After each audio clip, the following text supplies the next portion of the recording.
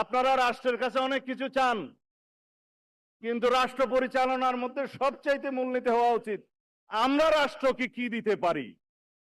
দেশের নাগরিকগণ, বাংলাদেশের সকল জনগণ রাষ্ট্রকে যদি নৈতিক সমর্থন, আইনি সমর্থন এবং রাষ্ট্রকে সুচারুরূপে পরিচালনার জন্য আমরা যদি সহযোগিতা করি, সেটা হবে আমাদের সর্বোচ্চ দেয়া।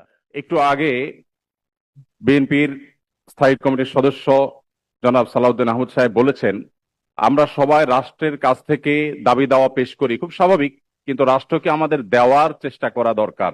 তার সাথে পরিপূর্ণভাবে সহমত পোষণ করে একটি কথা আমি বলতে চাই, সেটা হলো এদেশের 3 লক্ষ মসজিদের কমপক্ষে 6 লক্ষ ইমাম মুয়াজ্জিন রাষ্ট্রকে দেওয়ার জন্য প্রতিনিয়ত চেষ্টা করেন এবং দিয়ে যাচ্ছেন। দুর্ভাগ্যজনক বাস্তবতা, স্বাধীনতার 50 বছর পরেও ইমাম মুয়াজ্জিন এবং আলেম ওলামাদের কোনো অবদানের স্বীকৃতিটুকু রাষ্ট্র কখনো দিতে পারে নাই।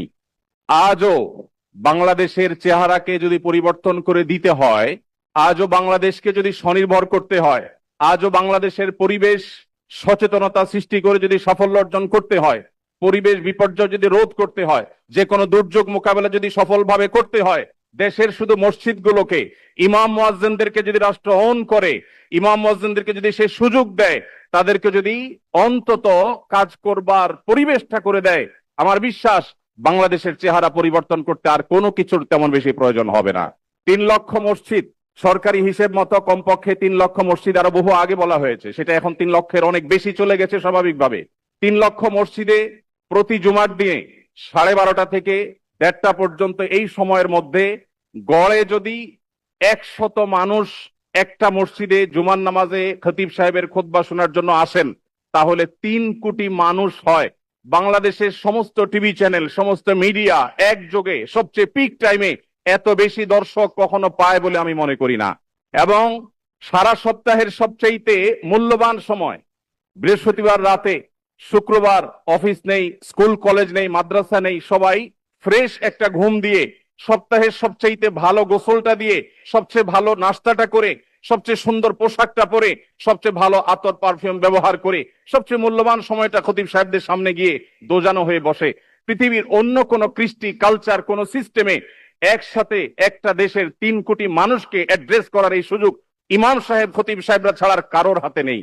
ইমাম সাহেবরা যদি চান, তাদেরকে যদি রাষ্ট্র আসলে সুযোগ দেয়, তাহলে সেক্ষেত্রে তারা অনেক কিছু করতে পারেন। ইতিমধ্যে আমরা দেখেছি, রোহিঙ্গা শরণার্থীরা যখন আমাদের দেশে আশ্রয় নিয়েছে, সবার আগে ঝাঁপিয়ে পড়েছেন এদেশে ওলামা একরাম।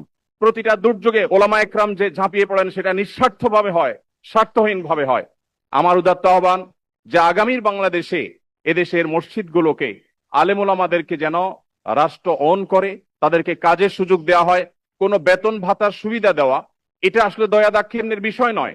এদেশে আইন শৃঙ্খলা যতটুকু নিয়ন্ত্রণে আছে, এর জন্য আইন শৃঙ্খলা রক্ষাকারী বাহিনী, সংশ্লিষ্ট বিভিন্ন ডিপার্টমেন্টের যেমন অবদান আছে, আমি মনে করি মসজিদের মিম্বরগুলো, মাহফিলের মঞ্চগুলোর অবদান তার চাইতে কোনো ক্রমে কম নয়। এদেশ থেকে যৌতুককে যে জাদুঘরে পৌঁছে দেওয়া হয়েছে, কারা জাদুঘরে যৌতুককে পৌঁছে দিয়েছে? এদেশে যৌতুকের অভিশাপ থেকে মুক্ত করার সবচেয়ে বড় ক্রেডিট একমাত্র ওলামা একরামের।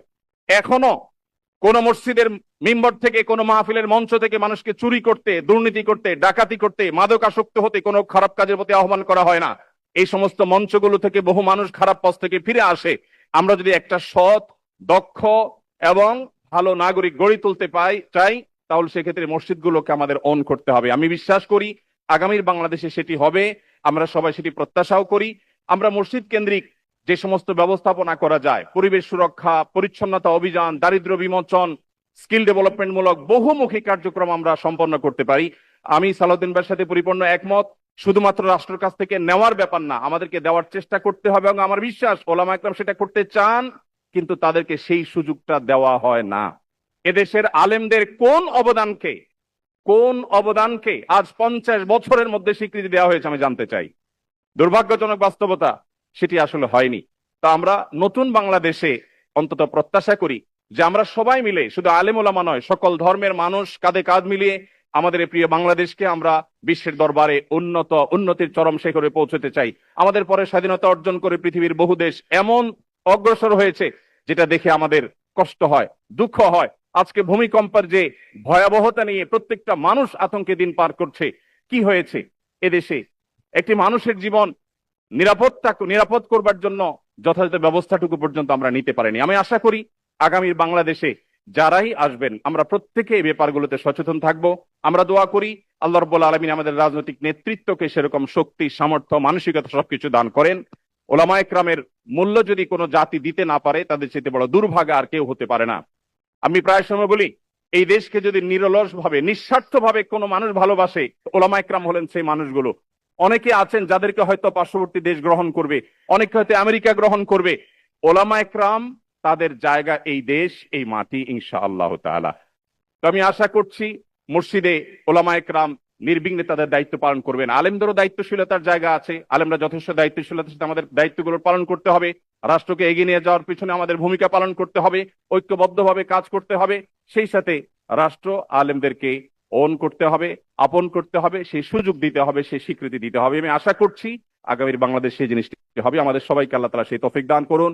জাযাকুমুল্লাহু খাইরা। আসসালামু আলাইকুম ওয়া রাহমাতুল্লাহি ওয়া বারাকাতুহু।